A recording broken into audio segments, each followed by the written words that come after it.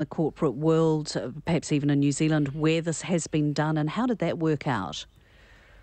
Well, I mean, there's dozens of people who have come back from things like this. I'm struggling to think of a New Zealand example, but, Martha Stewart in America, she went to prison. She's pretty much made a comeback hanging out with rappers. Bill Clinton, look at what he's been through. Hugh Grant was, he was found soliciting on the street, and he's made a good comeback. But it's a long, long path of recovery and repair. And I think for someone like Weinstein, there really is no comeback because, he's already dug himself a deeper hole by going, oh, well, it's a 70s culture where I work. And then he digs a bigger hole by, walking around the street basically being a loose cannon. I don't think there's a future for him, and I don't think there's a future for the Weinstein Company. They're so small, they're going to have to sell and remove themselves. I think the only way they could recover is to appoint a fresh face. A woman, for example, a complete outsider. If they've got a board, they should put 50-50 females on the board or tilt it the other way. They can rebrand, sure, but it's more than just a name. It's a way of working, a whole culture, and making sure that the women who work for those organisations know they're safe. Where can they go to blow the whistle? What we're hearing from these women is that there was nowhere to go. I think exactly. It's actually not a small company. I mean, it grew out of what was Miramax, which sold for $660 million, and this is about $1 billion company with a lot of titles. But the problem is that in the movie business, which is very ego-driven, people love having their name on the front of a film.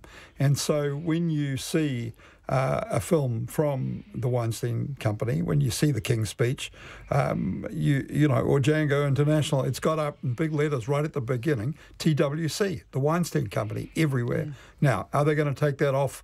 They can't, because it's on all the digital copies, and it's not going to be feasible to do. But I don't think that the Weinstein Company can survive as a new creator of films. I don't think people will. They'll feel tarnished by being part of it. So it will become something else. And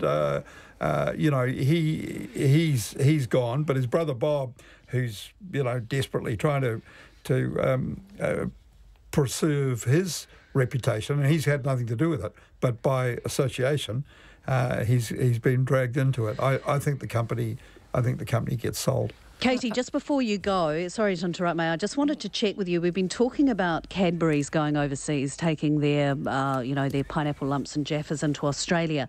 What do you think of the future for Cadbury here? Do you think that people will feel let down by that, and that will reflect in how the market approaches Cadbury now? And do you think this might help, for example, Whittaker's, which I guess is their major competitor?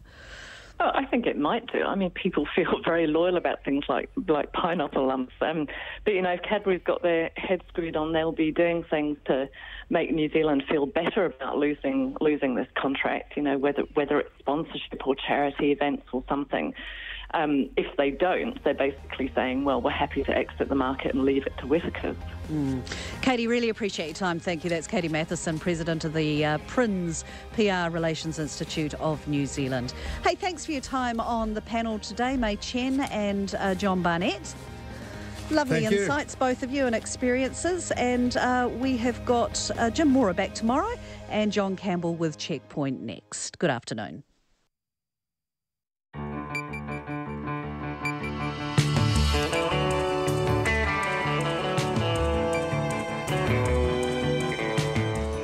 Kia ora everyone, breaking news as we go to air tonight. We will be going live to Wellington. Our political editor Jane Patterson is going to join us. Winston Peters has just left the board and caucus talks. It looks like they are wrapping it for a day. No agreement yet on which way they will go. We will go live to the gallery immediately after the news. Also tonight, the release of audio of Bill English's police interview about Todd Barclay's secret recording. We will listen to that. And a family friend of the journalist murdered so terribly in Malta tells us about the vigil, about what she stood for, and about being in utter shock. All of that and more coming up.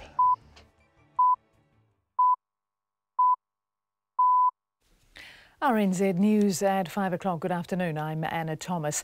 The New Zealand First Leader has emerged from an all-day meeting at Parliament and says the board and caucus have now mainly completed their considerations. Winston Peters has just told media the board members are now heading home, but there is not yet a consensus on which way New Zealand First will go. New Zealand First has been holding coalition talks with National and Labour since the final election result was announced on October the 7th. Mr Peters says there will be further discussions with the leaders of both parties. He has indicated there is still no time frame for a final decision and is not now committing to the end of the week, saying there are other parties involved. An IT security expert says public warnings today to avoid using Wi-Fi are over the top.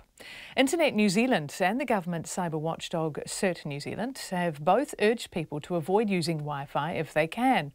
This follows the discovery of a weakness that allows hackers to read data that passes between a device and the Wi-Fi router. It affects computers, mobile phones, routers and smart TVs, and telecommunications companies are racing to find a fix. Peter Gutman, a researcher in security engineering at Auckland University, says the latest cyber security threat has been overblown and expecting people to shut off the Wi-Fi is unreasonable. That may be going a bit too far. You know, I'm not going to switch to cellular data. I use the Wi-Fi at the university, and yes, that can in theory be attacked, but anything that's sensitive is going to be encrypted with a separate layer of encryption anyway. I'm not terribly worried about it. I think it's a very elegant attack, but I'm not terribly worried about it in practice. Dr. Peter Gutman from Auckland University. The police have released an audio version of the statement Bill English gave during the original investigation into the former National MP Todd Barclay. The substance of the interview, conducted in April last year, has already been made public, but this is the first time the recorded interview itself has been released. The police launched a fresh investigation earlier this year into the allegation Mr Barclay secretly recorded an electorate staffer after new information came to light. In the interview released today, Mr English told the police Todd Barclay had told him about recordings he had made.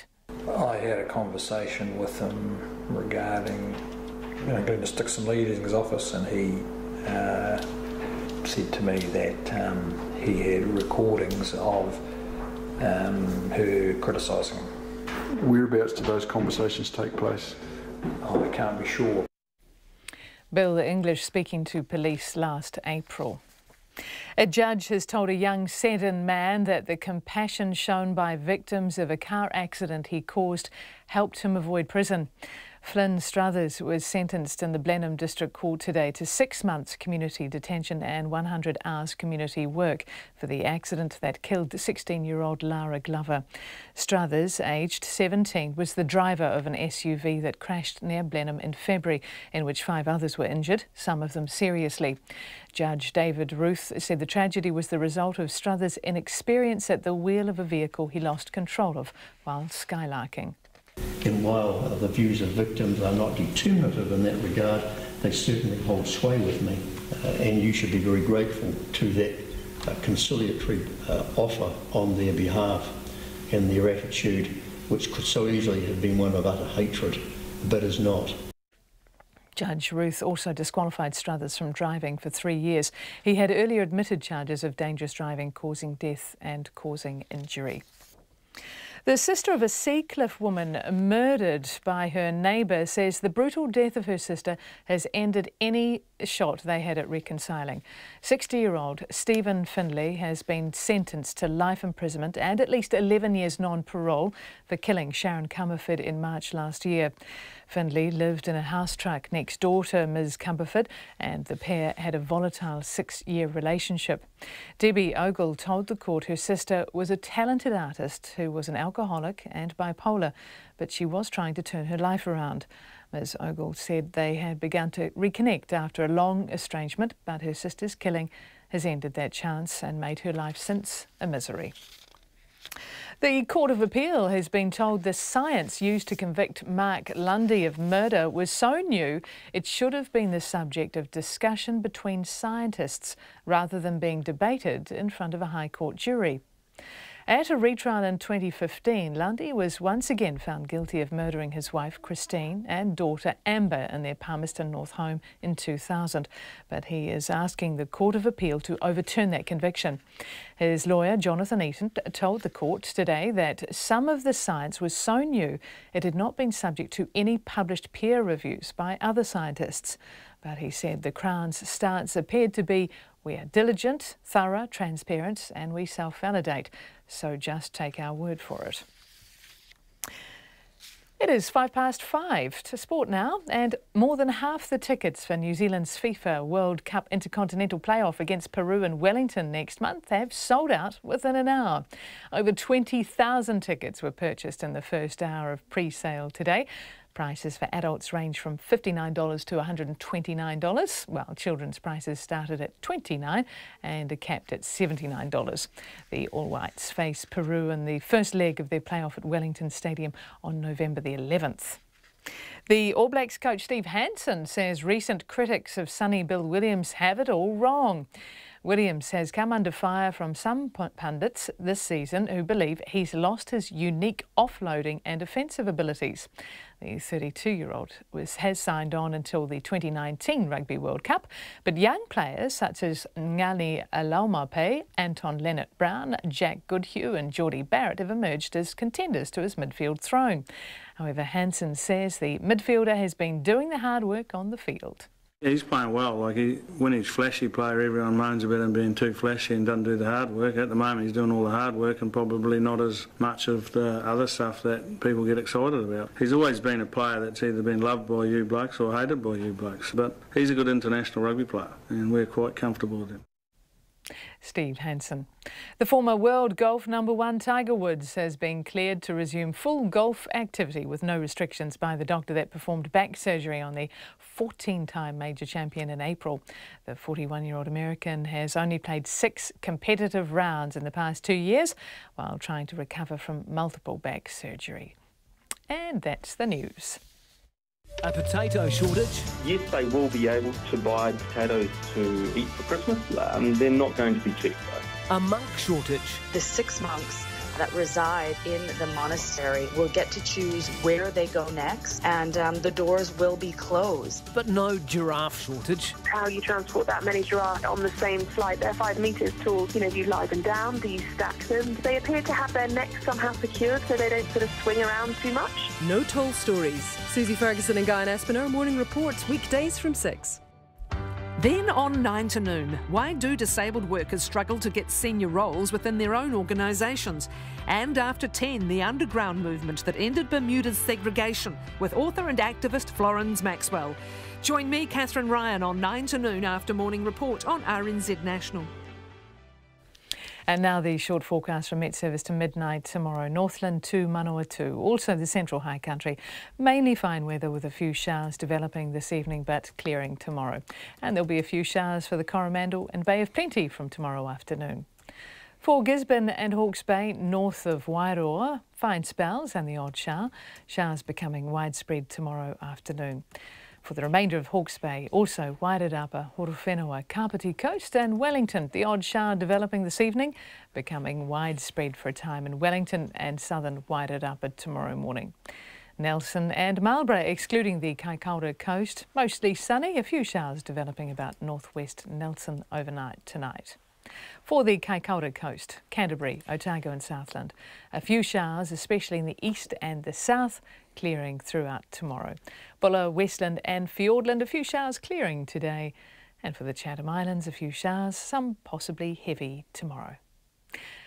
RNZ National, it is 9 minutes past 5 and you're listening to Checkpoint with John Campbell. Thank you very much indeed, Anna Thomas. And thanks everyone for joining us. Well, at about 10 to 5, roughly, give or take a couple of minutes, New Zealand First Leader Winston Peters emerged from an all-day meeting at Parliament with his board and caucus and told waiting media they have mainly completed their considerations, but without agreement yet on which party they will go with. Let's listen to the beginning of a statement that Winston Peters made to the media.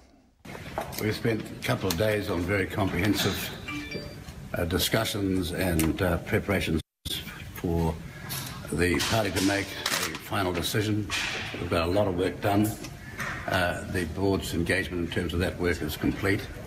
We've got things to finish off as urgently as we can, sorting out differences of calculations and opinions and trying to make sure we've got, with both sides, a clear understanding so that if we do finalise it, we will know that we've already got the agreement rather than having to go away and write it again.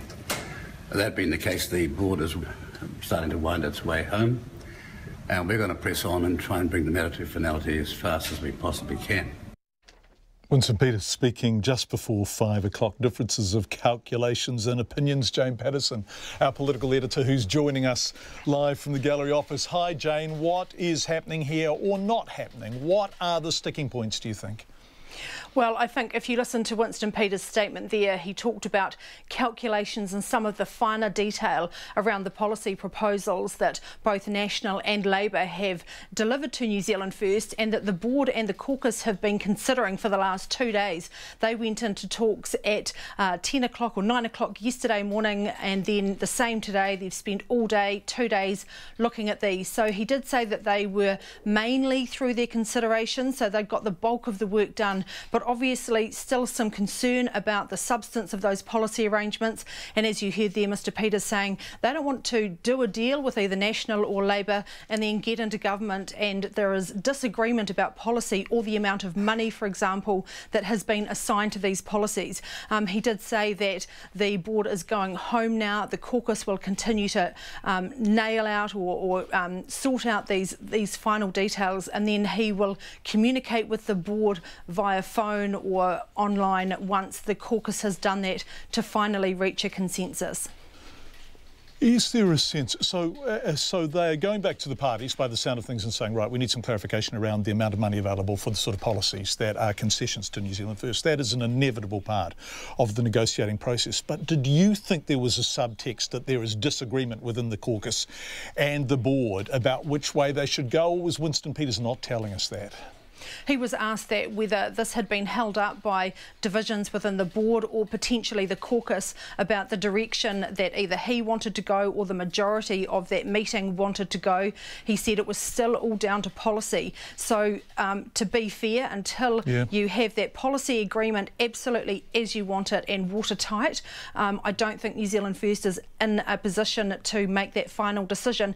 But of course, we don't know what went on in that meeting. I would absolutely expect there to be some disagreement back and forth about National and Labour and the merits of taking on both proposals. Now, he also said too that he was not now committing to the end of the week, so he is giving himself plenty of time to finish this and give it the time that he needs. Now, of course, when New Zealand First makes a decision, and we don't know whether he would announce which way he would go before National or Labour and the Greens potentially would ratify. We don't know if he'll come out and announce his favoured option, or whether he notifies National or Labour and then their Executive Council and Board have to then sign off for those parties. So once the New Zealand First process finishes, we still have some way to go for those other parties to do their thing. So signalling that this may not be done and dusted even this week. So, in fact, as it stands now, and I guess problematically, Winston Peters did hint, in fact, he did explicitly say that there would be a decision by last Thursday. Now, older and wiser by almost a week, he is saying there is no time frame at all, is he? That's right. And of course, we're past the first deadline of Thursday the 12th, the return of the writs, which was last week. Then he said on Friday that there would be a decision by the end of the week. He didn't necessarily say there would be an announcement by the end of the week, but really keeping that open. And you know, Labour's Jacinda Ardern came out today saying it'll take the time that it takes. It's actually better to take a bit more time now than get an agreement that is going to collapse a government or cause major issues once that deal is signed, because they cannot go back and renegotiate these provisions. So he's giving himself room. But as I said, there may be friction within the caucus about the policy that they're heading in, although he did say today that ministerial positions and the governing arrangements, i.e. coalition, confidence in supply or an abstention deal have still not been discussed. Yeah. They are still on policy. Yeah, still lots of work to be done. Jane Patterson, our political editor, joining us live from our gallery office with the latest, such as it is. Winston Peters did speak at length to reporters outside when he left the meeting with his board and caucus. We played his formal statement, which was basically all he wanted to say, but he was pressed on a couple of things. Didn't say much more, but we will listen to that audio a bit later. Speaking of audio, let's turn to Bill English and the release of the audio of his interview with police in April of last year. The interview was part of the police investigation into the secret recording by Clutha Southland MP Todd Barclay of a staff member in Barclay's electorate office in Gore. That staff member, Glenys Dixon, had previously worked with Bill English for almost 17 years. For such an unusual interview, it begins in a thoroughly ordinary fashion. Date, name, occupation. The date is the 27th of April, and we're at an address in... If I could just get you to state your full name, please. Simon William English. And it's a witness interview recorded by dictaphone, and it relates to an allegation that Todd Barclay recorded a private conversation in his electoral office of his staff while they were making phone calls. Your current occupation and role? Member of Parliament, Minister of Finance. Yeah. You don't often hear that kind of thing. There's more of that routine, although rather bizarre exchange. And then the interview turns to a text conversation between Bill English and the National Party chair in the Clutha Southland electorate. That's a man named Stuart Davey. Now, that text conversation took place on the 21st of February 2016. And we pick up now the interview with Detective Superintendent Peter Reid. And that text conversation was in relation to a meeting that Mr Davey had with Todd Barclay and an allegation that was put to him about recording a conversation with some staff members? He must have, Mr Davey didn't describe the background. He simply wanted to know whether the allegations around recordings which were associated with Mrs Dixon leaving her position, whether those were correct or not. I'm just showing you, this is a printout of copies of the text conversation that's taken place. If I could just get you to have a look at that and confirm that that's, to your best of your recollection, the text messaging conversations that you had with Mr Davey? That looks like it. Yeah. There's several pages. The light coloured is your response. Yeah, that looks like it. And in this text conversation, you mentioned that Mr Barclay has used a dictaphone to record conversations in his electorate office. How did you must have had a conversation with Mr Barclay. How did you become aware of this, the fact that he was recording phone calls in his office? I had a conversation with him regarding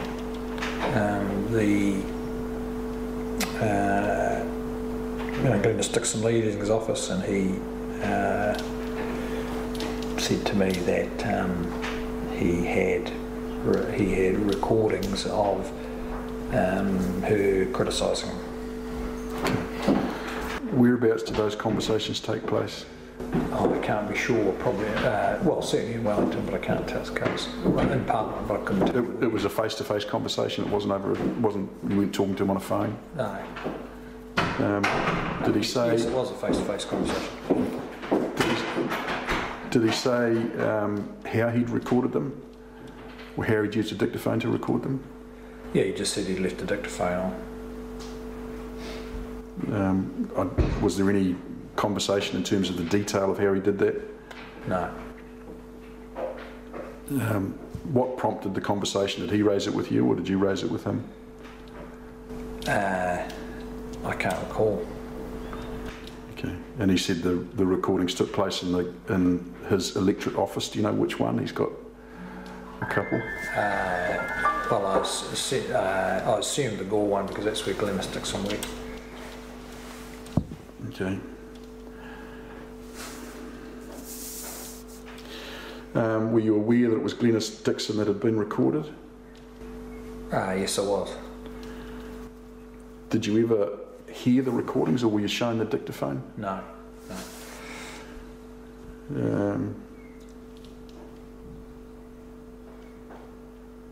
Do you know was Todd present when the recordings were made, or was he absent from the office?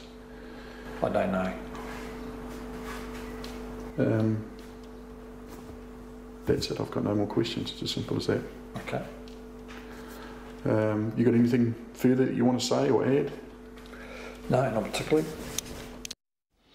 Bill English talking to police in April of last year. Now, all of that was actually on the public record by now, although it took a very long time and some good work by our colleagues at Newsroom to get it there. But the extent to which Bill English was very explicit about knowing of this secret recording took a long time to be revealed. And during the period in which it wasn't revealed, Todd Barclay, of course, was reselected as candidate for that electorate. So we did want to talk to Bill English about why everyone remained so mum for so long. He wasn't available for an interview this evening. That audio just released this afternoon, but it was, in fact, from the police interview in April of last year. You're with Checkpoint, 21 minutes past 5. Thank you for being with us.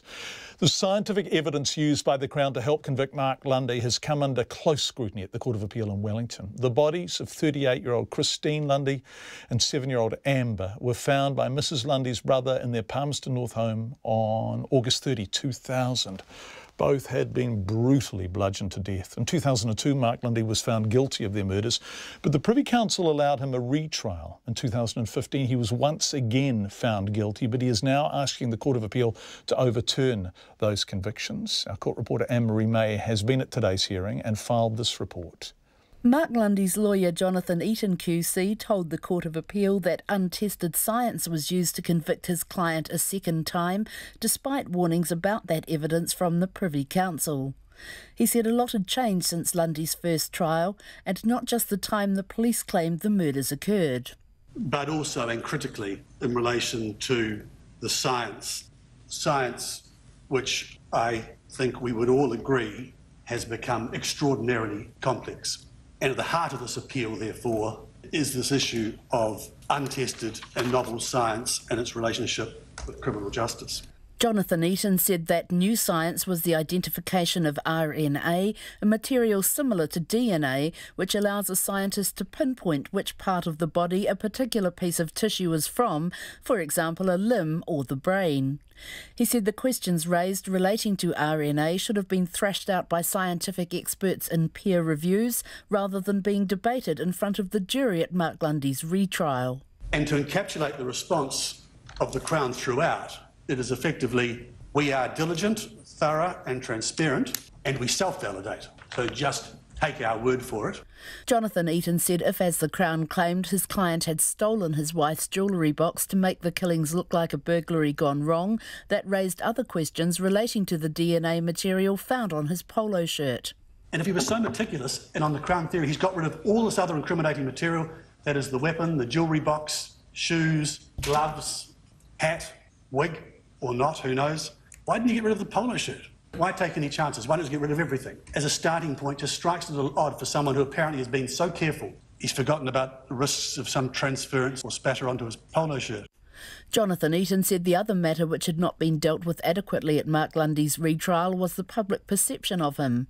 He said a straw poll of members of the public years after the killings showed most people still talked about his client feigning distress at the funeral, and that was not helped by programs such as Nigel Latter's Beyond the Darklands. There's this view that he is a big, fat so-and-so who was with an escort on the night, and did you see that unconvincing performance at the funeral? Of course he's guilty. He's engendered no public sympathy, notwithstanding his years of protestations of innocence.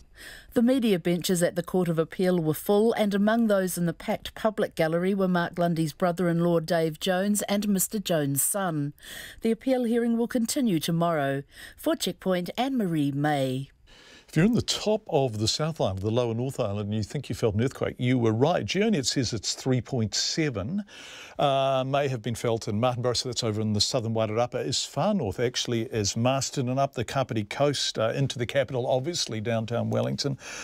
People are saying it felt stronger than that, so we are just after the latest on that. But GeoNet saying a 3.7 quake causing what they say was light shaking centred near Lower Hutt.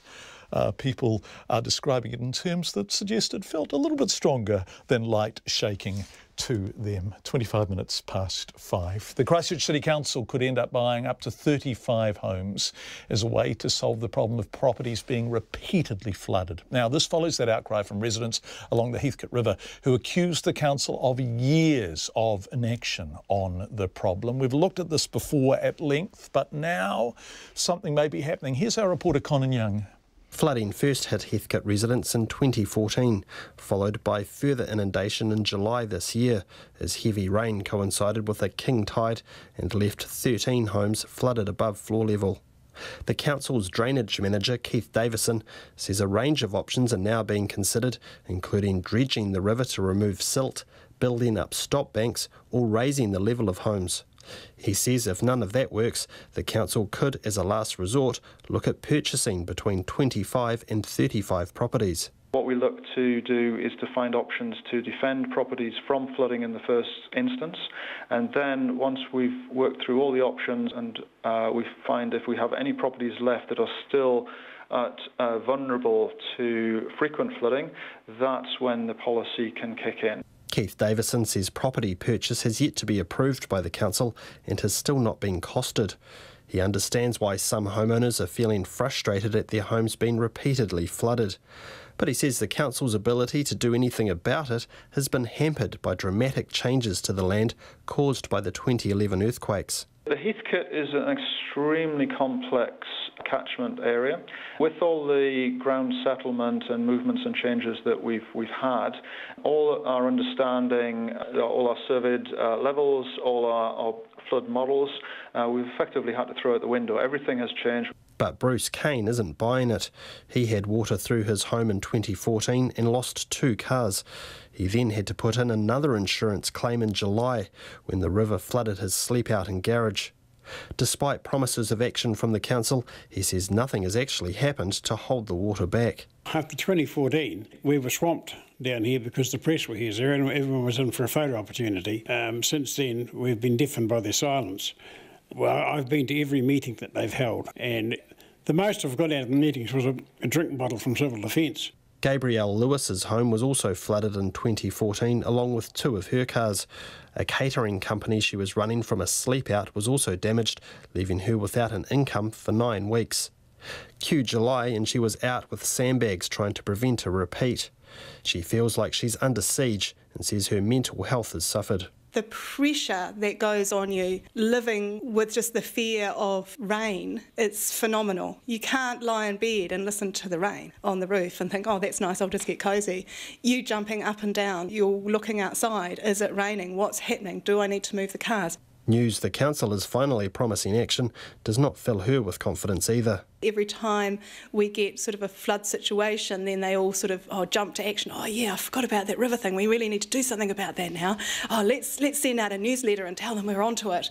And that's, you know, that's how it feels. The range of options the council is proposing to reduce the impact of future floods will be voted on by the full council on November the 23rd. In Ototahi for Checkpoint, ko Conan Young tēnei.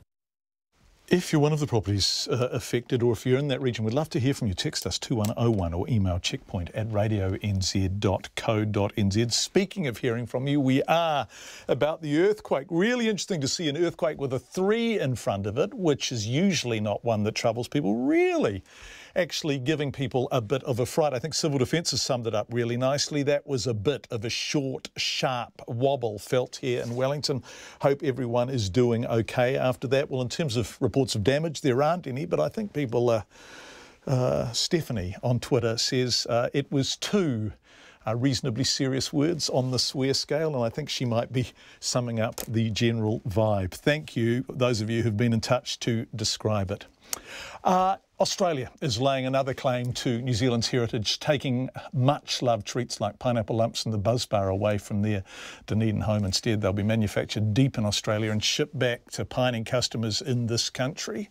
But worse than the loss of the chocolate favourites is the loss of the jobs. The disappearance of the Buzz Bar and others means all 360 employees of the Cadbury factory in Dunedin are out of work, ending hopes of continued work for at least some of them. Eric Frickberg reports. The lucky country is about to get luckier. Along with pineapple lumps and Buzz Bars, chocolate fish, pinky bars, marshmallow eggs, perky nana and Jaffas are all destined for manufacture in Australia, only to be shipped back here later to their loyal fans in New Zealand. People spoken to in Wellington were not amused. I just think it's a bit sad that there's not that much business for Dunedin anymore, now that they're in Australia. Might put a dent in like the brand slightly, because some people may go off the lollies and be like, oh, I don't want to eat it, it's from Australia, but probably hardcore lovers will still accept that it's being made in Aussie. Maybe some things could be moved overseas, but it'd be nice to keep at least some of the production here. The Australians earlier laid claim to the pavlova and farlap. Now our best-loved sweets are being dropped into their lap. The move has come with the decision to shut a long-standing factory that had produced biscuits in Dunedin since 1868, chocolates for Cadbury there since 1930.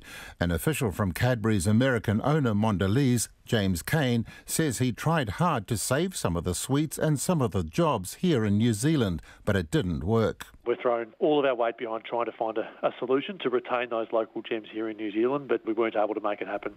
Mr. Kane says he wanted to get the iconic brands made here by doing deals with local producers, even after the main chocolate plant had shut down.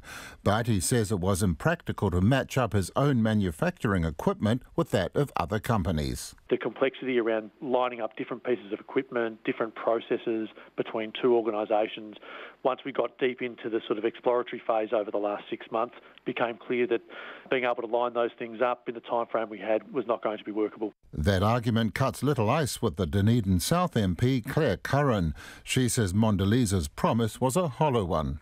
I believe it was a process that they went through to look as if they were attempting to keep some local production, but I don't think they were ever serious, and they made it too difficult for a third party to be able to undertake that production.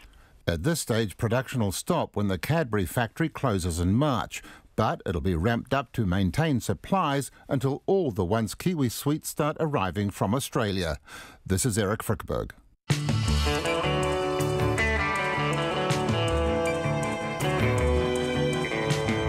You're with Checkpoint on RNZ, 27.5 to 6. Thank you for being with us. Coming up, we'll hear from a family friend of murdered Maltese journalist Daphne Caruana Galizia. A terrible assassination which has shocked everyone in Malta, except obviously those who are responsible if they are from Malta itself. How you can protect yourself against the weaknesses that potentially make Wi-Fi modems vulnerable to hackers.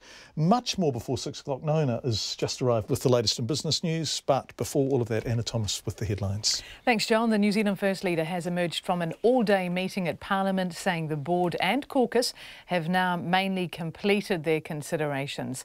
Winston Peters has told media the board members are now heading home, but there is not yet a consensus on which way New Zealand First will go. The party has been holding coalition talks with National and Labour since the final election result was announced on October the 7th. An IT security expert says public warnings today to avoid using Wi-Fi are over the top. Internet New Zealand and the government cyber watchdog CERT New Zealand have both urged people to avoid using Wi-Fi if they can. This follows the discovery of a weakness that allows hackers to read data that passes between a device and the Wi-Fi router. The police have released an audio version of the statement Bill English gave during the original investigation into the former National MP Todd Barclay. The substance of the interview, conducted in April last year, has already been made public, but this is the first time the recorded interview itself has been released. 2 people remain in Middlemore Hospital this evening after the taxi van they were in crashed and rolled into a paddock. 5 people, including a 6-year-old boy, were injured when it hit a culvert on the Waiuku Road in Pukekohe. The multinational firm that owns the Cadbury plant in Dunedin says it tried hard to keep some of its production here, but it did not work out. Mondelez International is shutting the plant in March, with production of traditional favourites such as Jaffas, pineapple lumps, Buzz Bars, Pinky Bars and chocolate fish, all going to Australia. And a light 3.8 earthquake hit the lower North Island a short time ago. It happened 17 minutes past 5 and was sighted 15 kilometres southeast of Lower Hutt. The depth was 18 kilometres. And that's the news. Yes, really interesting. That geonet measurement, 3.7, 3.8, suggests it's light, but people who are describing it say it didn't feel light at all. Yep, but if you are in Wellington, GeoNet saying 3.7, 3.8 and no reports of damage, which is very good news. Let's turn to business news now with Nona Peltier. Hi, Nona. New inflation data for the September quarter? That's right. Higher than expected, right? Yeah, quite a bit higher than expected. Well, relatively speaking, I guess. Much higher than the Reserve Bank had been expecting, which is most important of all. So what we had was a 0.5% increase this past quarter, so the September quarter over the June quarter. 1.9% over the year. So the market had been expecting 0.4, so that's just like a fraction of a point, and 1.8, again a fraction of a point. But the Reserve Bank had been expecting 0.2% in the quarter versus 0.5, so that's quite a change. Gosh. And 1.6 versus 1.9. Right. So you would have thought, what does this mean? Yeah. And so, of course, it did put the market in a bit of a flux, and the Kiwi dollar did jump just to that 72 cent US range, which is quite a critical level. If it jumped higher than that and stayed there, then we would have been breaking up above another level. That didn't happen. We came back down again. But then now economists are mixed. Some say, well, the Reserve Bank of New Zealand has been talking about raising interest rates probably not before the end of 2019, early 2020. Some economists are saying we expect a rise, a hike in the rate before that because of this data. It's showing that inflation is stronger than the Reserve Bank thought, with housing costs really filling that inflation. So it's sitting happily bang in the middle of the Reserve Bank's range, right? Yeah. But higher than the Reserve Bank's predictions. Yeah. And therefore, if the Reserve Bank is building interest rate increase assumptions... Yeah.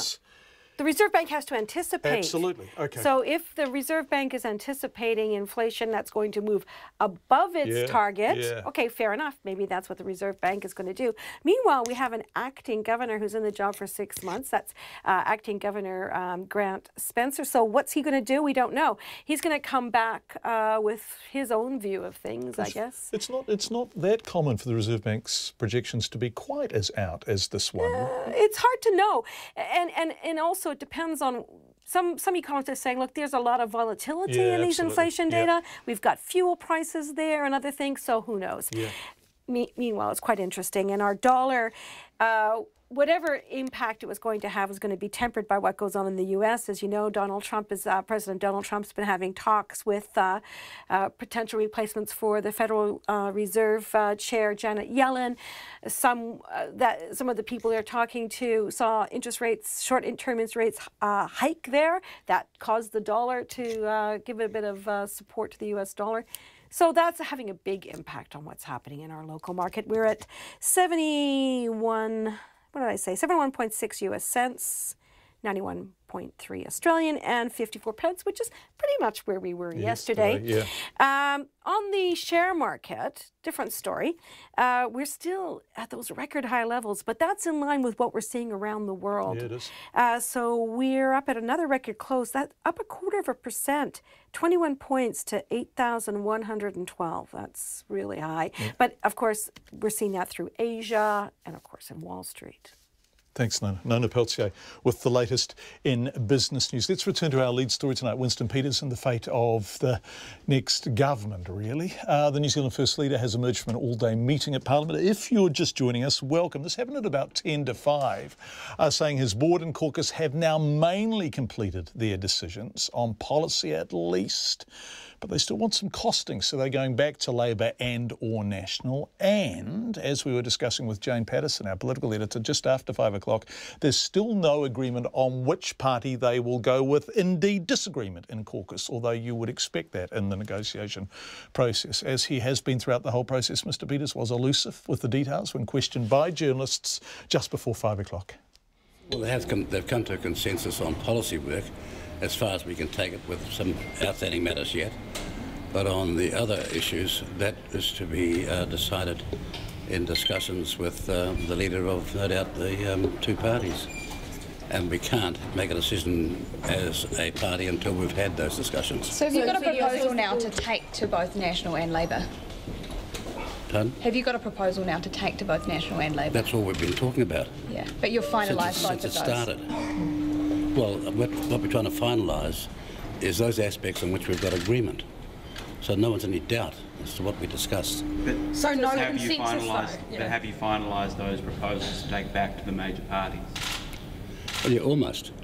What's left to do? Well, I can't tell you that. That's confidential. So there's no consensus, though? You haven't decided, yes, you want to go with... There's serious consensus. No, we haven't discussed that matter. There's a serious consensus on what policies that we've put to both sides and how far we've got. This is a case of policies that survive, and those are the ones that will be going into an agreement. Mr Peters, can you just clarify then, so what is the process from here forward? Well, when we think we've got the policy wrapped up and every loose end wrapped up, it's then a talk to both sides about what it is that they want, and then a discussion will develop from that to take to the New Zealand First board and caucus. The board is capable of being contacted by communications other than meeting in person, so that's all organised. So will that happen tonight? When you say you want to press on, are you talking about tonight? Or? It's very unlikely because of logistics we can do that tonight, because we've got people in the air, so to speak, because they've had to go home. But can you talk to National and Labour tonight to try and... Oh, I can't iron that out yet. Would you say you're still on track for the end of the week? Always was, yes. But of course that's in other people's hands, not just mine. So when you said write that on the wall, you will know, the public will know the Prime Minister by the end of the week. No, I didn't say that. You said that. I said. You're really going to have to. Look, I don't want to come down. By the end of the week. You said, will we have a government by the end of the week? And I said, I believe so, yes. Mr Peters, can you talk about why the board wasn't able to come to a consensus and finalise it today and yesterday? Well, the board has come to a substantial consensus, an almost total consensus on the issue of policy, and that's what really matters to us. So we're very happy with the progress we've made in that context. We now know what the other final decisions we've got to make. So what's left to discuss? Ministerial roles or the shape of how a government might look? What's left to discuss? Where did he come from? So is it ministerial? Well, it's the form of things to come in the future. So right? the way a government will look, whether that's a coalition or a compromise. Well, that's all in the mix, yes. How many of the 9 permutations of government are still on the table for you? Well, all 9 are always on the table, right to the end. Winston Peters speaking to journalists just before 5 o'clock this evening. This just in from police: cliff fall in Mairangi Bay, Auckland, which is the North Shore, of course. Emergency services this afternoon responded to an incident where a person had fallen from a cliff in Mairangi Bay, Auckland. Sadly, the person has died as a result of the fall. Police cannot provide any further details at this stage while next of kin notifications take place. That just in, lots of people commenting on the earthquake. This from Bill Nairn, who's in Trentham. Hi, John, I live at Trentham, and to me today's earthquake was not light shaking, but a very brief, single, sharp shake.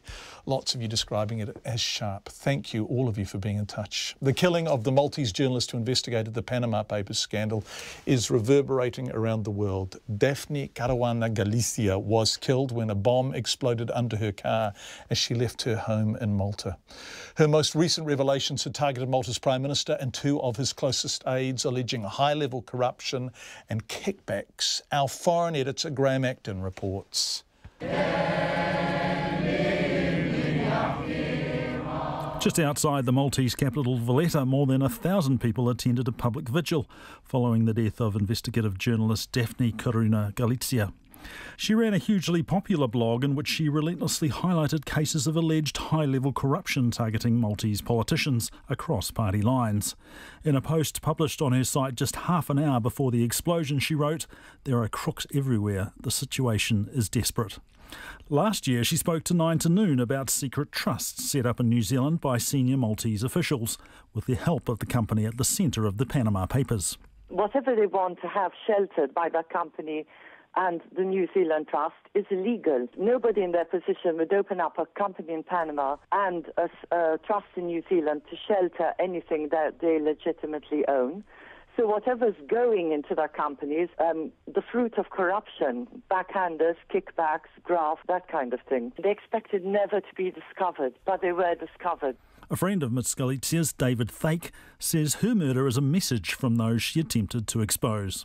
Daphne will leave a very big void, and this is clearly a message.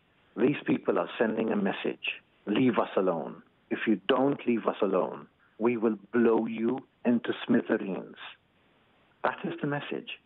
It's a chilling message, and we need to stand up and be counted, because Daphne stood up, and she was counted. Earlier this year, Ms Galizia claimed documents from a small Malta-based bank showed that the wife of Maltese Prime Minister Joseph Muscat was the owner of a company in Panama and that large sums of money had been moved between the company and mysterious bank accounts in Azerbaijan. The couple denied the accusation. Mr Muscat called and won early elections in June in an attempt to counter the allegations of corruption. But across Malta, Ms Galicia's violent death is raising real questions about corruption within the government and has sparked an increasing anger among the public. Matthew Swareb is head of news at the Times of Malta. The leader of the opposition said this was political murder because there was, according to him, a collapse of the rule of law in Malta. And the rule of law was what Daphne used to write. Daphne used to write about corruption. She used to write about lack of the rule of law, lack of respect for the laws from top down. That's what she used to write about, and that is what people are angry about. Maltese Prime Minister Joseph Muscat says the murder of Daphne Galizia is a barbaric act, and he has asked the FBI to help investigate the crime. For Checkpoint, Graham Acton.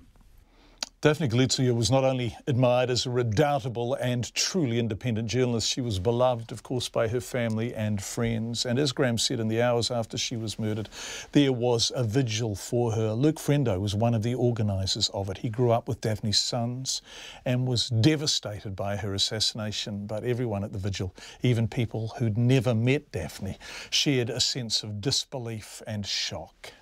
Very emotional. I mean, it was organised in the spur of the moment with 2 hours notice, and I think it's an assault not just on a journalist or on a woman or a person. It was an assault on what I and many people here consider to be the fourth pillar of our democracy in many respects, possibly the strongest pillar of our democracy.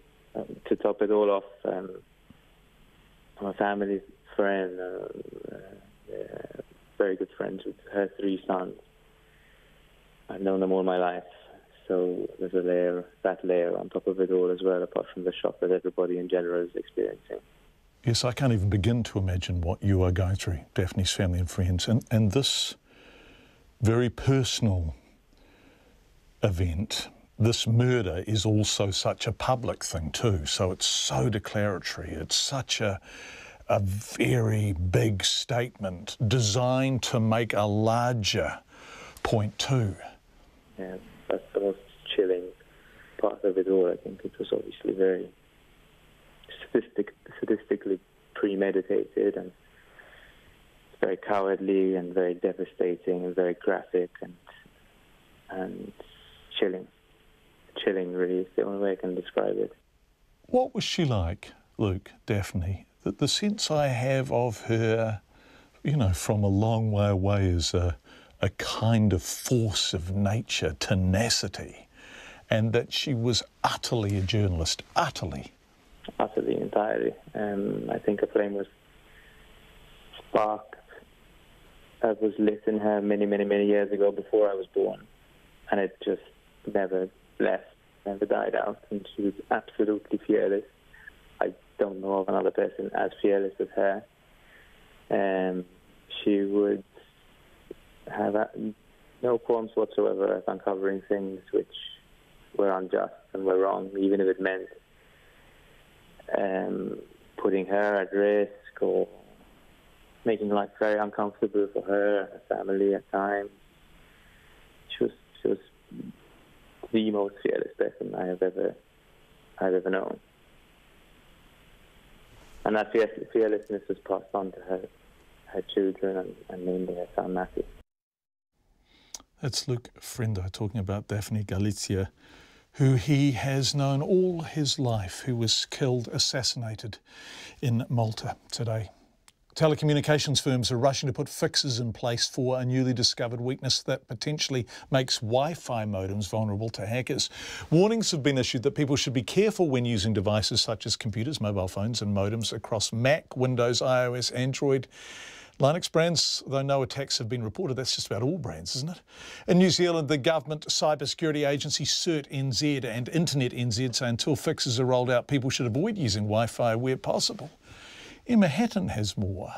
The key reinstallation attacks, also known as crack, allow hackers to access devices through a weakness in the WPA2 protocol, which is the encryption responsible for protecting the Wi-Fi network.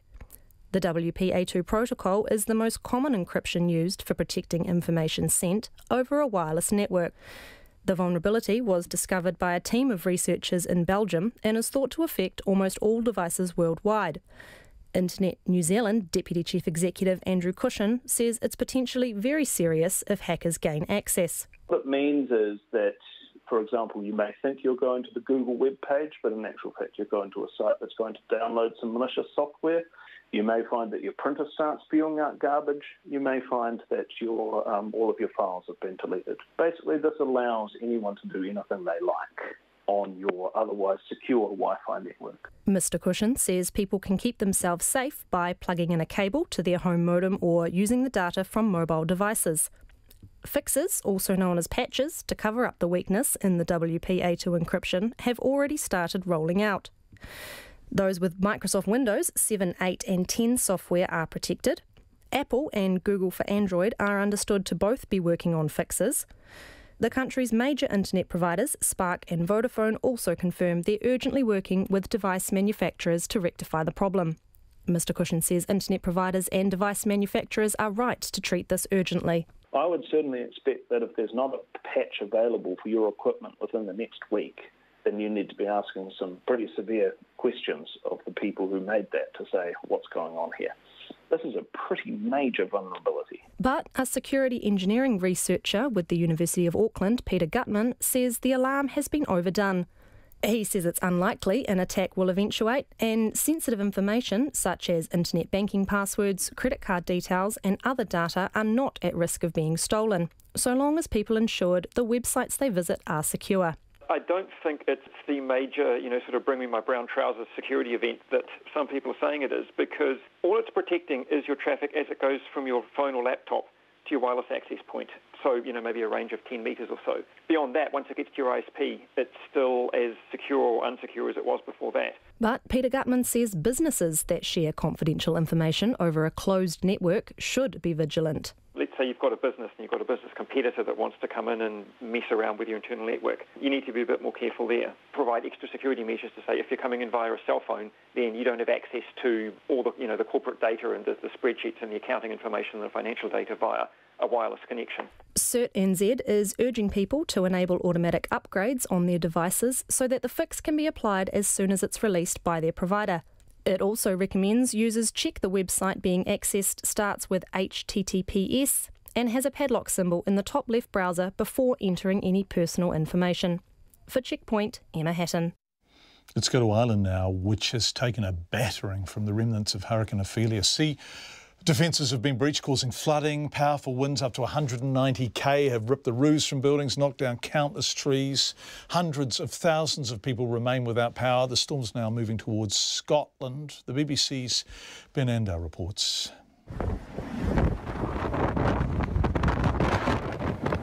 For many in Ireland, Storm Ophelia has been the worst they can remember. The roof was blown off the stand at Cork City Football Club. Damage to power lines and other infrastructure has left nearly 400,000 people without electricity, while schools were closed today in both north and south, and will remain so tomorrow. At Warren Point, where Northern Ireland meets the Republic at the mouth of Carlingford Lough on the eastern coast, strong winds coming in directly from the Irish Sea have battered shop signs and street lights and uprooted trees further inland. Many businesses closed early or didn't even open. Hospitals cancelled outpatient appointments and many non-essential government services are suspended. In the Irish Republic, 3 people have died. A woman in County Waterford and a man in Dundalk were killed in separate incidents when trees fell on their cars, while another man died after suffering chainsaw injuries while trying to deal with a fallen tree in County Tipperary. The winds were strongest on the southern coast. The Irish Meteorological Society recorded the strongest at 109 miles an hour on Fastnet Rock. Mary Murphy described high winds battering her post office in Bear Island in County Cork. It's really blowing now at the moment, very, very windy. It's getting worse. We've lost our power and we might not get it back for a few days. It'll be the same for everybody. I'm just going to stay here, but I've only had a couple of customers. People are afraid to come out. It's really dangerous. There's things flying everywhere. In storm-hit communities, people have come together. Michael Magner, who owns a hotel in Cork, has been offering free rooms to those seeking refuge from the storm's ferocity. It's like many little tornadoes. I mean, I'm 42 years of age and we've had, I suppose, weather events in Ireland over the last number of years. I think the fact that technology has improved information now, we've been a little bit more aware, but certainly today has been an eye-opener. It is really bad out here at the moment. Storm Ophelia is moving away to the north, but continues to pose a threat of more disruption and damage. An Otago man who murdered his neighbour after years of feuding has been in prison for at least 11 years. 60-year-old Stephen Findlay last week pleaded guilty to killing Sharon Comerford in the settlement of Seacliff last year, just north of Dunedin, of course. But at his sentencing today in the High Court in Dunedin, the defence took the unusual step of arguing Findlay was severely provoked. Our Otago Southern reporter Ian Telfer was in court. Stephen Findlay was due to stand trial for the murder last week when he unexpectedly sought an indication of the sentence and pleaded guilty. His lawyer, Judith Ablett-Kerr QC, said from the start the problem's been that Findlay doesn't have any memory of the day he killed Ms Comerford, nor the weeks after. But she says the events pieced together show their relationship was volatile. Both the deceased and the defendant were alcoholics. And unfortunately, the deceased, it seems, was bipolar as well, so that added to the dimension. The relationship was up and down. There had been occasions when the physical and psychological abuse had been extreme as far as this man was concerned. The court heard Findlay lived in a house truck next door to Ms Comerford, and the pair had a 6-year relationship in which they often drank together and fought. Things came to a head when he complained to the police twice that she had deliberately driven at him with her car and trailer, but nothing was done. That night, Findlay went to her house and bashed her to death, before shooting himself the next morning in the nearby Truby King Reserve, an act his lawyer called the ultimate sign of remorse. His face had to be reconstructed and he lost one eye. Today in the High Court in Dunedin, Justice Rachel Dunningham said the killing was brutal, but there had been significant ongoing provocation. Taking into account your remorse, your guilty plea, the far-reaching consequences of your self-inflicted injury, and also the level of provocation experienced by you, I consider it would be manifestly unjust to impose the mandatory minimum of 17 years of imprisonment in this unusual combination of circumstances. Justice Dunningham sentenced Findlay to life imprisonment with a minimum non-parole period of 11 years. Sharon's 2 sisters read victim impact statements, telling the court it had hit them hard. Her identical twin sister Jackie said Sharon was funny and an extremely talented artist, and her death had been terrible. Her other sister, Debbie Ogle, said with the right help, Sharon could have turned her life around. In later years, Sharon and I became estranged from each other, but to me, that definitely has not diminished the loss. This death isn't the same as someone who died of a disease or of a road accident. The horror of how Sharon was taken from me makes the impact far greater. There remain questions for the police about their role. They called it a shooting death, but it emerged last week Ms Comerford had actually been assaulted. And it's not clear why Finlay had contacted police multiple times in the weeks before, but received little assistance. But outside court, Ms Comerford's sisters praised their handling of the case. Can't say enough. Both victim support, New Zealand Police and now our team of detectives and prosecution, they're certainly outstanding. The sisters say 11 years doesn't feel like enough of a sentence, but it's a relief that the case is now closed. In Dunedin for Checkpoint, Ian Telfer. 30 seconds until the news at 6. Anna is standing by. Lots of people asking, why does the board of a party have a say in coalition talks? We don't vote for boards, so why do they have a pivotal role? That was Cam. Anne was suggesting that John Key should have made Winston Peters Governor-General. Lots of people are talking about the fact that the 3.7 felt a lot stronger than that. It certainly seems to have been a very sharp jolt.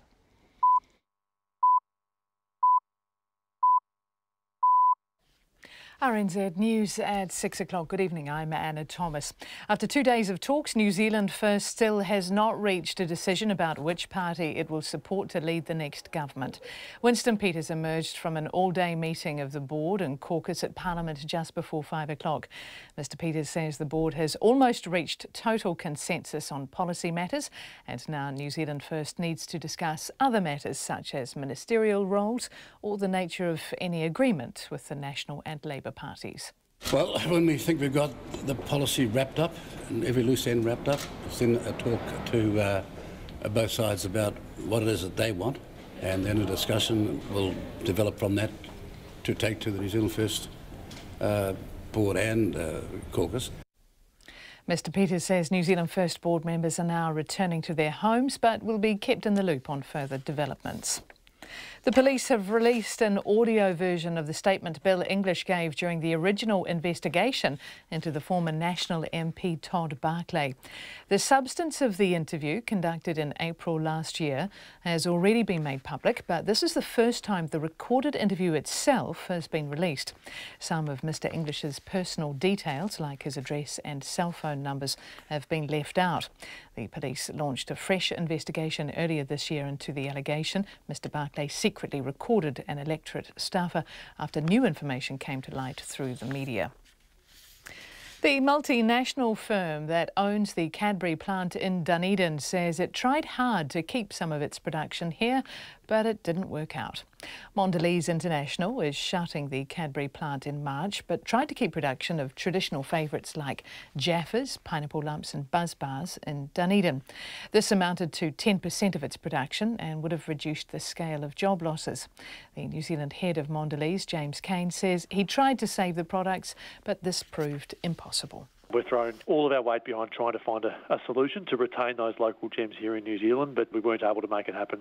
The complexity around lining up different pieces of equipment, different processes between two organisations, the time frame we had was not going to be workable. James Kane says as a result the number of job losses will be 360.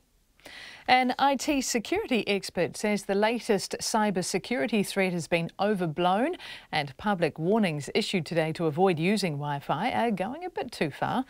This follows the discovery of a weakness that will allow hackers to read data that passes between a device and the Wi-Fi router. No attacks have been reported so far. Auckland University's Peter Gutman says anything that's sensitive, like internet banking passwords or credit card details, are encrypted with a separate layer of protection and are not at risk of being hacked. He says although an attack has the potential to cause mayhem, if carried out on a large scale, it is highly unlikely. The Court of Appeal has been told the science used to convict Mark Lundy of murder should have been subject to scientific discussions rather than being debated in front of a High Court jury. At a retrial in 2015, Lundy was once again found guilty of murdering his wife, Christine, and daughter, Amber, in their Palmerston North home in 2000. But he's asking the Court of Appeal to overturn that conviction. His lawyer, Jonathan Eaton, said today some of the science was so new it had not been subject to any published peer reviews by other scientists. He said it was also odd that if, as the Crown claimed, Lundy had stolen his wife's jewellery box to make the killings look like a burglary gone wrong, he would not have got rid of a very incriminating piece of evidence. On the Crown theory, he's got rid of all this other incriminating material, that is the weapon, the jewellery box, shoes, gloves, hat. Why didn't you get rid of the polo shirt? Why take any chances? Why don't you get rid of everything? It just strikes a little odd for someone who apparently has been so careful. He's forgotten about the risks of some transference onto his polo shirt. Jonathan Eaton. A person is dead after falling from a cliff in Auckland. The police say they were called to Mairangi Bay this afternoon. Next of kin is being notified. And an earthquake has hit the lower North Island. It measured a 3.8 on the Richter scale. It happened at 17 minutes past 5 this evening and was sighted 15 kilometres southeast of Lower Hutt. The depth was 18 kilometres. It's 6:04. The All Whites team manager Rob Pickstock says the rush for tickets for next month's World Cup playoff match in Wellington is a sign of the ever-increasing support for the national football team. More than 20,000 tickets for the November 11th game against Peru were sold in the first hour today. Westpac Stadium will have a capacity of 38,500 for the match. Pickstock says New Zealand football is delighted by the hot initial demand for tickets. Yeah, the feeling that the country's getting behind the All Whites has been growing ever since Thursday morning, and I think the ticket sales as they stand today, are verification of that. It's tremendous. The support is building. We're loving it. The players are feeling it already. So we're looking forward to 3 weeks' time.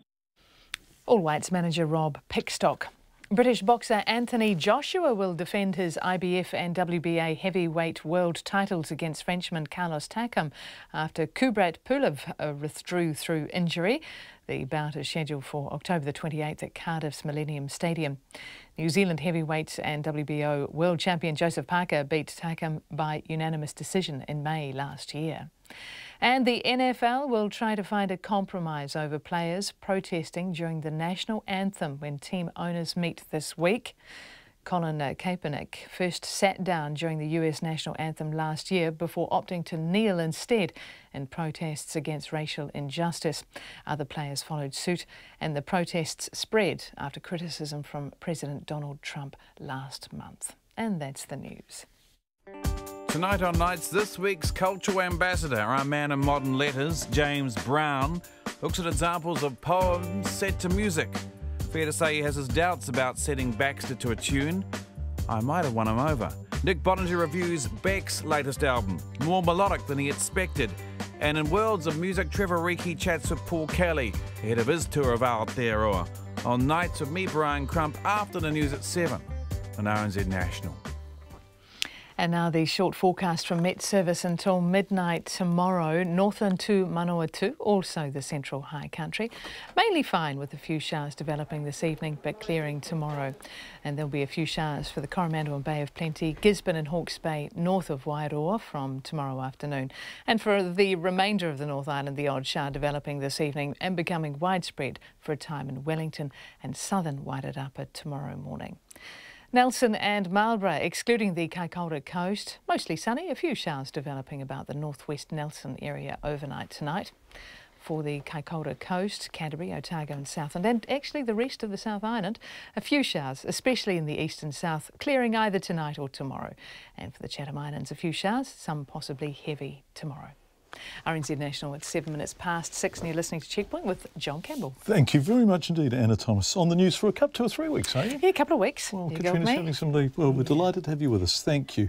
If you are just tuning in, welcome. No decision from New Zealand First today. Winston Peters told the media that at about 10 to 5. If you have been listening since we came on air, then you will already know this. So no word from Winston Peters, no word from the New Zealand First caucus and board. In fact, the board are going home. Mr Peters emerged at about 10 to 5 after another full day of talks, New Zealand First board and caucus, the second day, of course.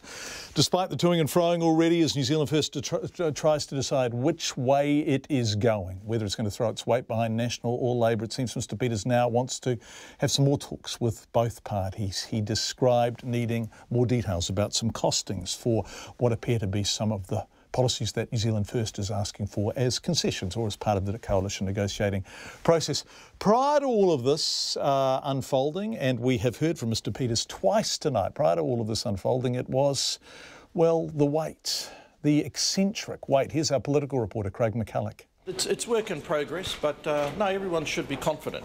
Soon the monarch butterfly will emerge. New Zealand First MP Shane Jones comments this morning, inviting the question, does that make Winston Peters a very hungry caterpillar? And just how much does he want? On Monday, he ate through one apple. But he was still hungry. New Zealand First's board is now winging its way home after a second day of talks about whether to go with National or with Labour and the Greens. But no consensus. Mr Peters says there's still work to be done. They've come to a consensus on policy work as far as we can take it, with some outstanding matters yet. But on the other issues, that is to be decided in discussions with the leader of, no doubt, the two parties. On Tuesday, he ate through 2 pears, but he was still hungry. Outside the elevators, reporters traipse in circles, waiting for Mr Peters to emerge. His absence is even more pronounced compared to last week's ubiquity. Then, when he had back-to-back meetings with National and Labour, he'd appear as many as 8 times a day. Now, instead, we're left to interpret the cryptic comments drip-fed to us by his MP, Shane Jones. There was a verse in the Bible. I think it's Proverbs 29:14. Have a look at it, Ewa. If a king judges the poor with fairness, his throne will be established forever. Now, he wasn't hungry anymore, and he wasn't a little caterpillar anymore. He was a big, fat caterpillar. Others have moved in to fill the vacuum, voices from the past. Today, Peter Dunn with words of warning. The former United Future leader and minister believes whoever wins, National or Labour, the government won't last. If they're talking about being leaders, people who can take the country forward, and their starting process is to remain timid about upsetting their likely partner, not a very good way to start a relationship. They're on the back foot and scared, Peter Dunn says, of a party obsessed with only itself, New Zealand First. It's all about it rather than what's in the best interest of the country, and you can't build a house that way. He built a small house called a cocoon around himself. Doing the media rounds this morning, Labour's leader Jacinda Ardern defended how the negotiations have played out. We do need to make sure that we undergo this process properly. Labour and the Greens have essentially sewn up their side of a potential deal, but as of this morning it appeared New Zealand First had yet to broach critical components with either major party. No talk of governing arrangements or ministerial positions. People should take some heart by the fact that they're being dominated by the nature of the government that will be formed, rather than just simply around ideas of position. Mr Peters has promised the public will know his party's pick before the end of the week, and he says they're still on track. Always was, yes. But of course that's in other people's hands, not just mine. Then he nibbled a hole in the cocoon, pushed his way out, and he was a beautiful butterfly. Atu e te whare parimata mo te hotaka o te ahi nei ko Craig McCulloch.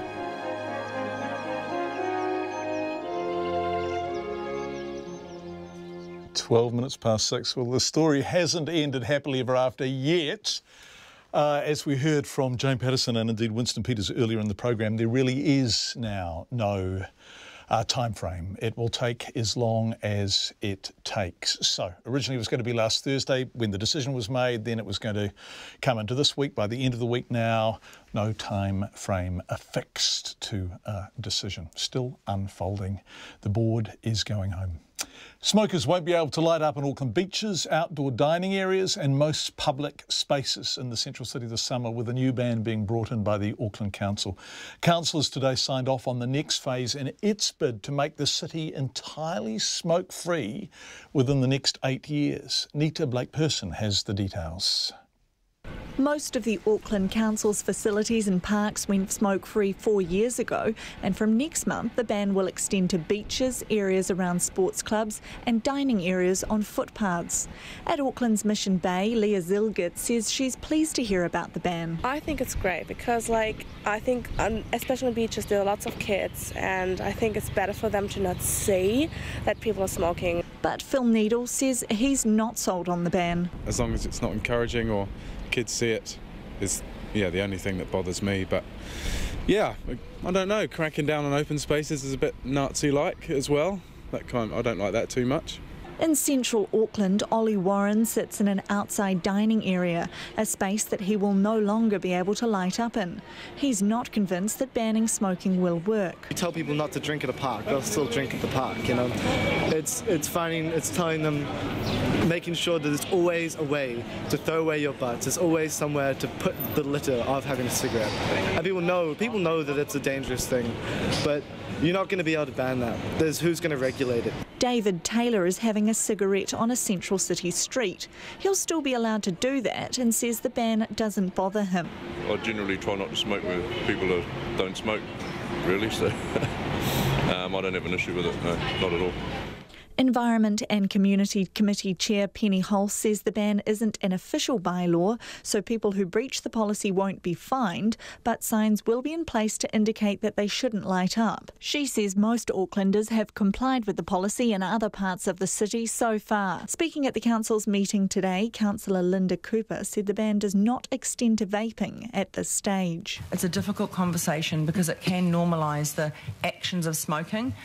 But we've heard what a lot of the advocates have said around the fact that it can help get people off tobacco, and that's a really important thing, and it reduces the amount of money spent. In Wellington, smoke-free areas include bus stops, council housing and council-operated community centres, pools, recreation centres, building entrances and laneways.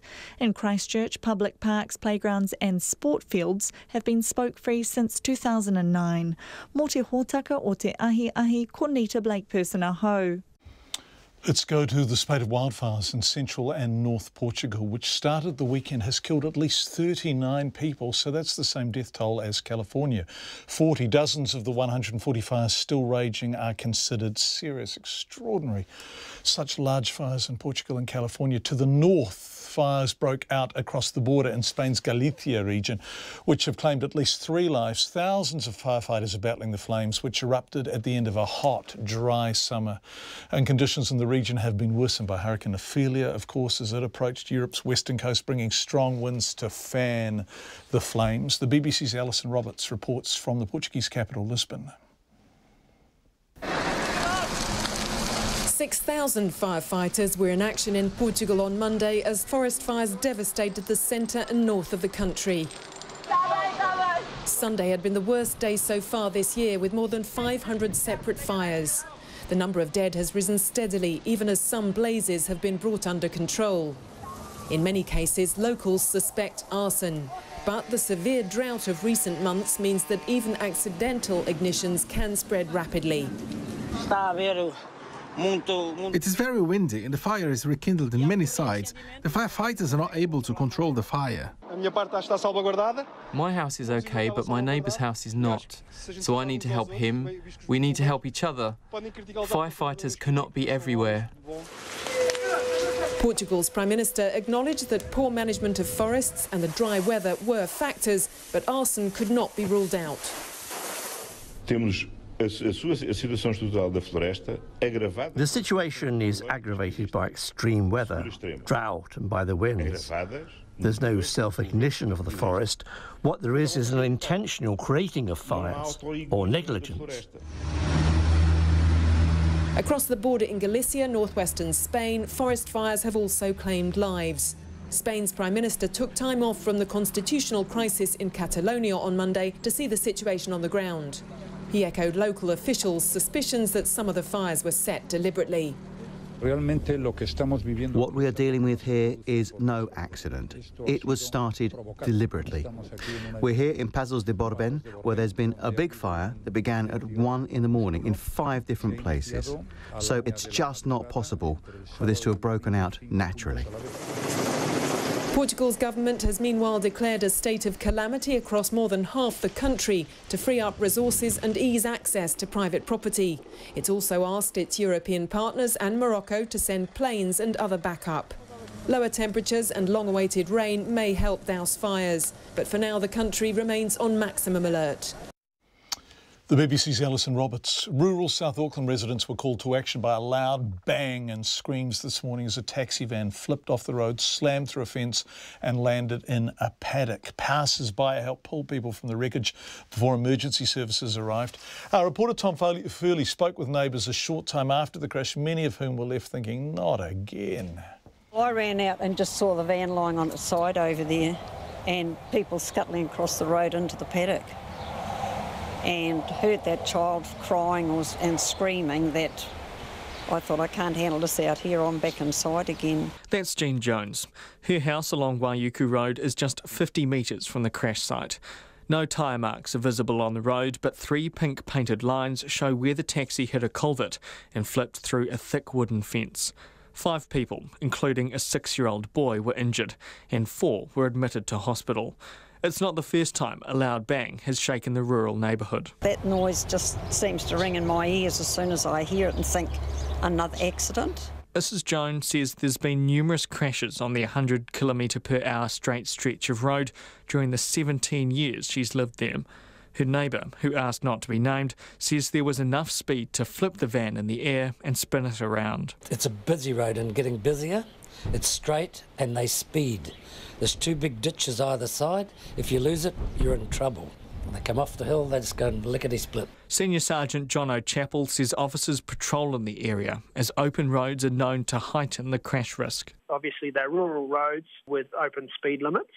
Some of the roads are not engineered for those speeds, I guess, for want of a better word. But as I said, I want to reiterate, it's very early in the investigation, so we don't know whether or not speed or any other factors were cause of this particular collision today. That's the role of the Serious Crash Unit, to investigate and establish what the causative factors were. He says it could have been a different story had the 5 passengers not been wearing seatbelts. Anecdotally speaking, when the vehicles do roll over multiple times, there is a great risk of occupants being ejected. We're very grateful and thankful that that was not the case this time. We're also very grateful for the assistance that was immediately rendered by members of the public who put their own safety aside to offer assistance to the people. Jean Jones says something needs to be done to make the road safer. We're always cautious, but I always think where they put that speed camera on the Waiuku Road up there where those S-benders, I think it's the most stupid place I've ever seen a speed camera put. Why shouldn't there be one here? They want to come out here on a Sunday sometimes. I think they use it as a race straight. Senior Sergeant Chappell says cameras have been installed in the area, but the police are happy to hear suggestions. 2 of the passengers have been released from Middlemore Hospital. 1 remains in a stable condition and another in a serious condition in the intensive care unit. For Checkpoint, Tom Furley. Power drills, nail guns and electric saws are becoming items of choice for thieves looking to make a quick buck. The police say they're seeing a growing number of burglaries at construction sites and they're urging tradies to lock up their toolboxes. Adriana Webber has the story. The buzz of drills, hammers and grinders is something Isaiah Reynolds is well used to, running the building company Pizzazz Building in Taranaki. But recently, the construction site he and his team were working at fell silent after his tools, worth more than $12,000, were stolen.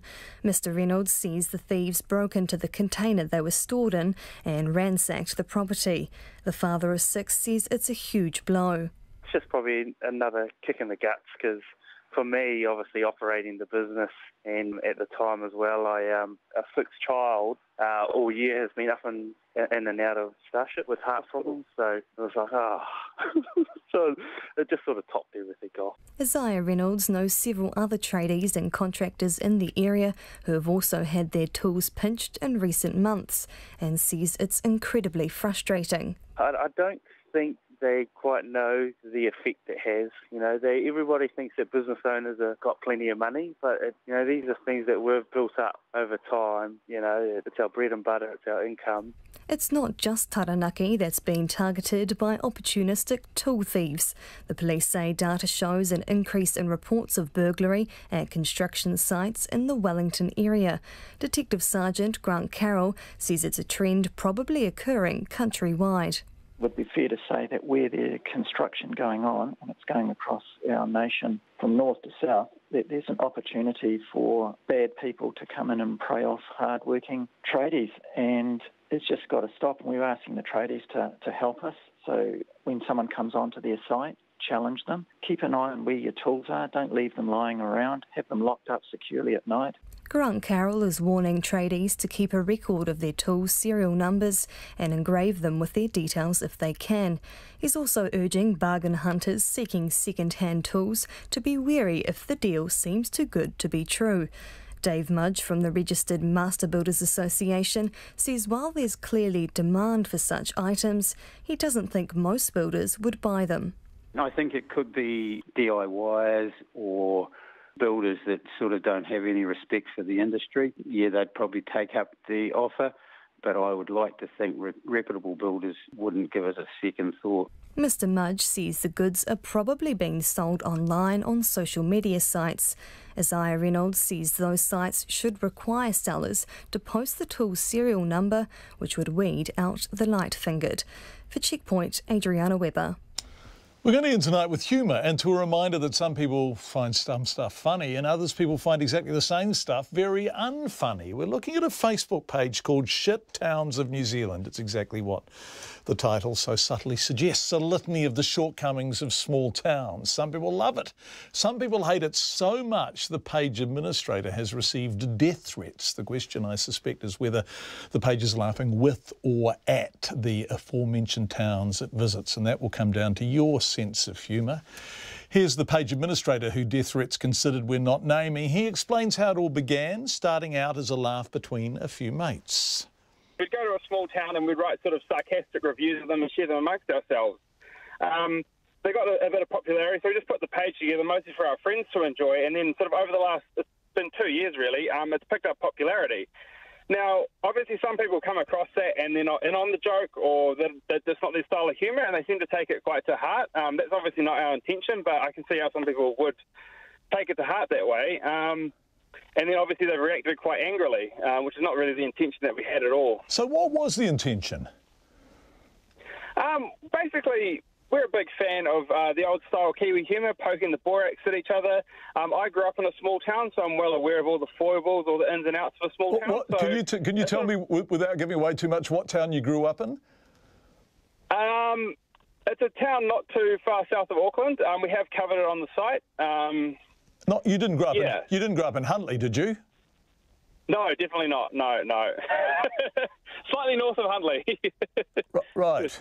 We're not sort of saying that our page is funny for everyone. It's funny for a very small minority, but we love South Park, we love Frankie Boyle, we love that sort of humour, and that's where we've gone with it.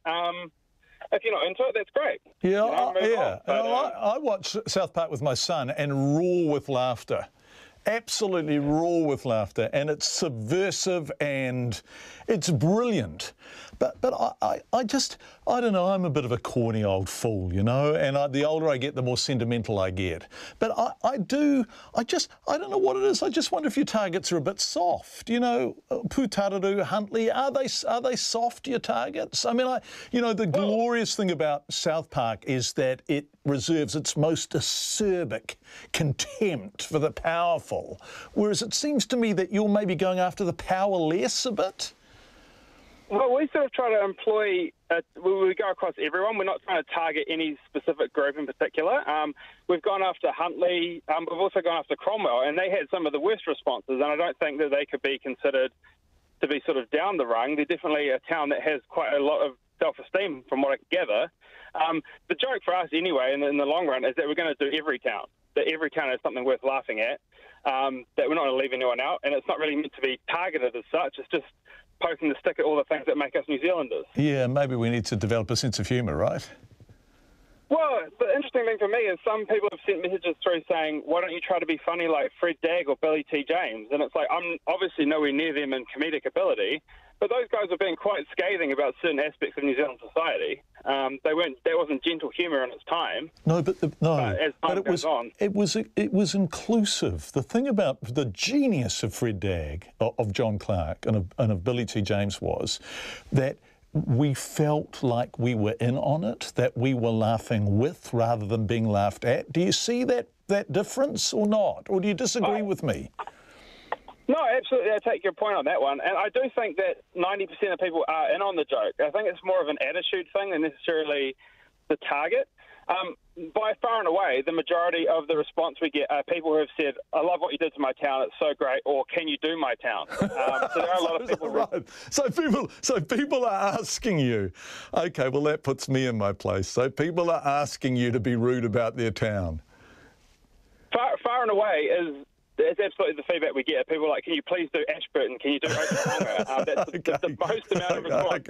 Absolutely. I take your point, John. We do have that concern where we don't want to be seen to be attacking people. Like, that's not the sort of comedy we want to engage in. We want to be pushing the barrow out, but we don't want to be victimising anyone. That's clearly a line we don't want to cross. Yeah. Is there any town you wouldn't do? And what about cities? I mean, what about, the big targets? Oh, absolutely. The cities are on the agenda. It was kind of our gag is we're going to work our way around to the cities and suburbs within the cities. They definitely are going to be a target of our humour. I better ask you to do Grey Lynn then, right? You better have a go at Grey Lynn. That might be a bit of a soft target, that one, John. Soft and slow-moving, brother. What is your favourite shit town so far? Cromwell's the best. Their reaction was amazing. I would never have thought we would have got the reaction out of them that we did. There were people, my parents' age and older, sending us horrifically abusive messages, and that made my day. The unnamed administrator of the site, which is not everyone's cup of tea, but that's humour, isn't it? I'm a bit of an Unbreakable Kimmy Schmidt fan, which probably sums up my taste. Anyway, thank you for being with us. We'll be back tomorrow at 5. News headlines at 6:30. After 2 days of talks, New Zealand First still has not reached a decision about which party it will support to lead the next government. The Crown has been accused of presenting scientific evidence at Mark Lundy's murder retrial that had not been properly peer-reviewed. The police have released an audio version of the statement Bill English gave during the original investigation into the former National MP Todd Barclay. Jaffas, pineapple lumps, buzz bars, pinky bars and chocolate fish are all to be made in Australia. And our next news and weather is at 7. The artist known as Beck has made a lot of music, from hip-hop collage to reflective balladry, but he's never made such a pure pop record as this one.